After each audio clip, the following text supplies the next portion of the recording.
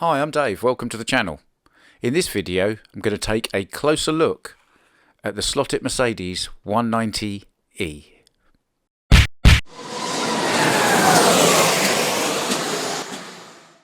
So here we are. This is it, the Slottit Mercedes 190E, as purchased by Mrs. Slottar for our 1,000 subscribers.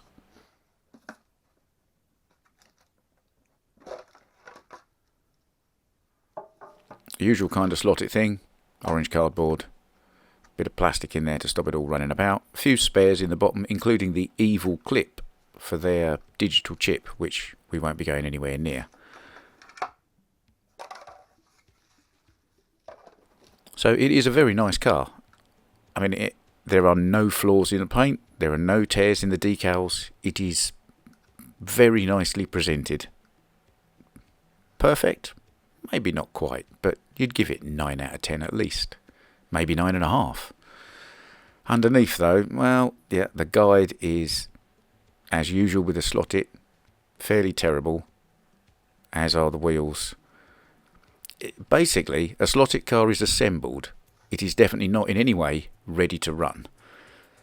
So before we do anything, we are going to have to do a few fundamentals. Now, Slottit cars come with these lovely little shanked screws, which means the end bit hasn't got thread on it, so you can undo them a bit and they will let the body rattle about.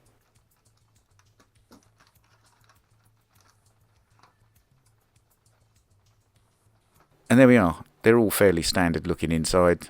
The Slottit cars, inline motor, very long, kind of probably excessive amounts of wires, and a motor pod, which means you can get a little bit of float there.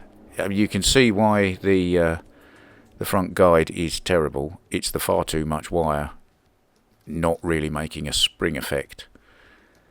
Right, I'm going to do, as I always do, fitting of a FT-Slot Technic 1044 chip. Slottit do very helpfully put the hole in, so you don't have to drill a hole in their car. And it should fit. It's going to take a bit of... Ready? Go. So I have fitted it in. It's not the best fit, this one. Black and red as usual to the front, purple and grey to the back. Have managed to sort the guide out just a little bit by using, well, better running of wires really. And yeah, I've used quite a lot of blue tack. I've had to put blue tack under the chip just to hold it up above the motor pod mounts so that there's room for it. Otherwise it just doesn't fit and it interferes with things. And you'll see, generally speaking, it's a fairly tidy install. I have kind of put a little bit of oil on the axles, freed up the guide, and that's about it at the moment for an initial tune-up.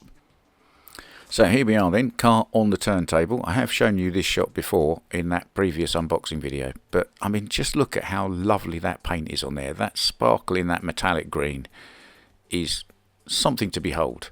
So about this car, it is a 1991 model Mercedes-Benz 190E, which is the 2.5 litre 16 valve DTM car. It was in fact the first racing car apparently ever to feature anti-lock braking systems. Examples were run by the factory AMG Mercedes team in the 91 season, and then additionally by Zakspeed in 92, with this car which won the Zolder DTM races, both of them in the 1992 season, and they were the opening rounds, and they were driven by Danish driver Kurt Thiim, T-H-I-I-M. So when you're at a meeting and somebody says there's no I in team, do tell them there's actually two. Now you'll see this car has got very big wheels and very small tyres, and that's the one thing that's not quite right about this car. The tyre wheel ratio is definitely wrong. You'll also notice that the rear tyres on this car are very inboard on the car. If we put it straight on the track with nothing more than that simple bit of tuning, so the tyres aren't trued, nothing's been set up, it's just been kind of oiled and set loose, you can see this car is handling like a wheelbarrow with no wheel on it, nearly. I mean, it's awful. It's as I say, slotted cars are assembled. They are not ready to run. You wouldn't normally do this with one of these. Unfortunately, people take them out of the box and expect them to work, and they're not going to. As you can see, it's tail happy. It's at a speed that I can run it without it just jumping out the slot. And that speed is not very good. I'm trying to make laps, not make time here. And as you can see, on an initial run, untuned, this car made a 7.791 second lap, which means it's the slowest car ever on the track. And here's why, I think. What's this little bit of slow motion of the car pulling away? Now, you might not have seen it, so here it is again, a little bit slower. Watch how the back of the car just takes off and turns right as it's accelerating. Now, this goes back to this slightly odd rear wheel thing that I noticed earlier. Here it is from straight behind. Look at that. That's a massive deviation. And in slow motion, you can see it nearly kisses the pit wall. It deviates that far. So this car is not in any way straight. You can tell that just by looking at that. So I have a solution to this. I mean, you can see here, these wheels very inboard of the wheel arches, and they're not inboard of each wheel arch by the same amount. I mean, it's so different, you can just see it visually. The distance between the wheel and the chassis, everything, it's all over the place. Now, if we look at the front track, and you can't change the front track very much without putting extra spacers in, we can see that is 55.7 millimeters. If we look at the rear track as it came out of the box, it's 52.7 millimeters.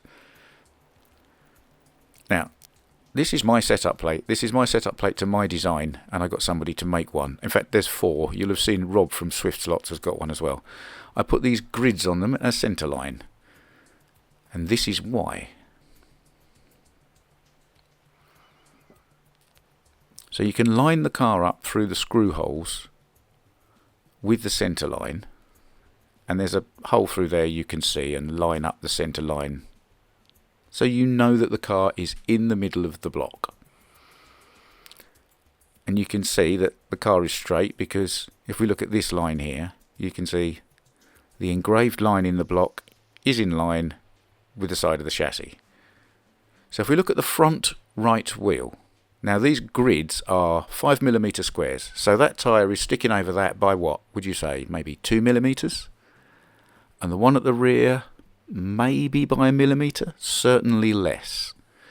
If we go to the left hand side, at the front, that's easy, that's bang in the middle, so that must be 2.5mm this side of that line.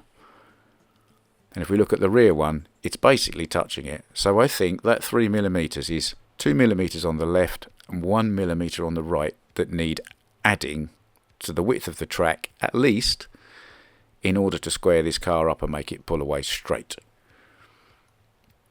Now, if we're going to do that, we might as well just take the wheels off, undo the crown gear,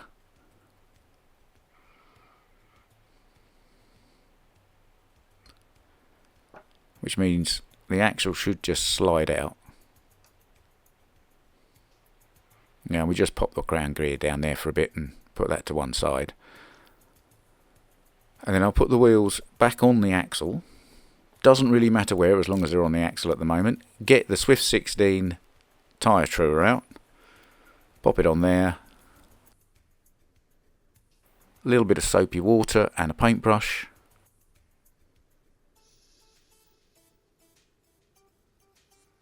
And I'll true these tyres up. I'm not going to true them to a specific diameter for any particular reason. I'm just going to get them round and both the same size. We'll find out what diameter they are when I've finished, and I'm happy that there are actually round tyres. So off we go.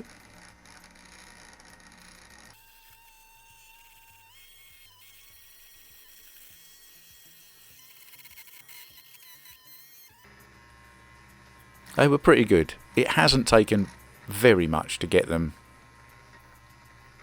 trued, so you can see visually all the way across them that they are actually round.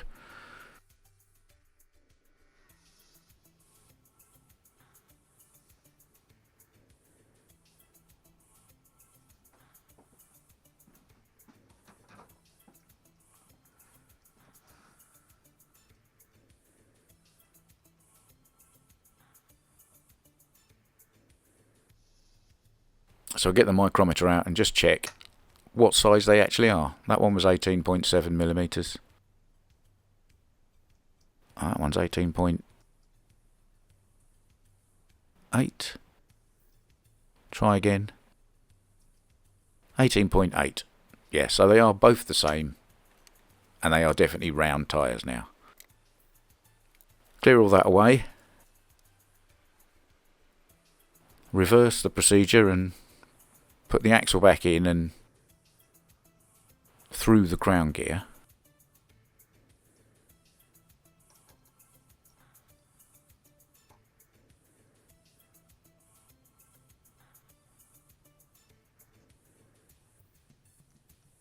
But don't actually tighten up the crown gear for the moment. We'll deal with that last. I'll just slide the wheels on, get the setup block back, and get the car nicely aligned again. And now, because everything's loose, I can just precisely position and measure and reposition and check and measure. And I can make sure I've got the wheels nicely square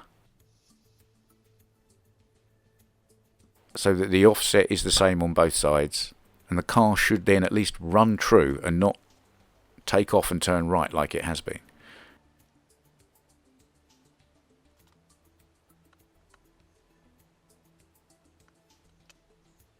So having got my width right, I can line the axle up, because it floats freely at the moment because I haven't tightened up the crown gear. Get everything square so it's just so, and then as a last thing, tighten up the crown gear. Now that should be a square setup car that pulls away in a straight line. Fingers crossed.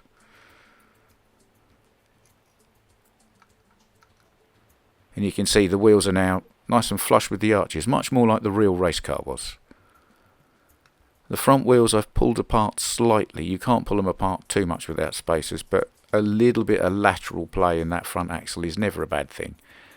And the rear track is now 60 millimeters to the outside faces, so we've increased that dramatically. I've loosened off the motor pod, about a quarter turn on all 4 screws, and I filed a little bit off underneath the front of that guide to stop it scraping on the chassis. So that's where we're at. Let's look at this again, pulling away, and see if it's straight or not. Looks a lot better, doesn't it? And from the back, boy, much improved.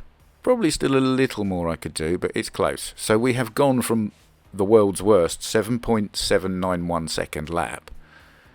Just those changes, and I ran the car for a few laps, and we improved to 6.132 seconds. So that's a full, 1.6 seconds improvement just with those bits of tuning. On top of that, now I've added 5 grams of lead weight to each side of the car, and it's exactly between the axles. I tried it towards the front axle, I tried it further towards the rear axle, tried a few different laps, got it as best I could. The middle is the best for this one, I found, on my track at least. I freed the guide up a little bit more as well. So if we put this back on the track and show you it again now, it's like night and day with this car. It's now quite planted, it runs smooth, it doesn't try and jump out the slot. On the occasions when the back does step out because you've overdone it, it's controllable and you can recover from it most of the time. There we are.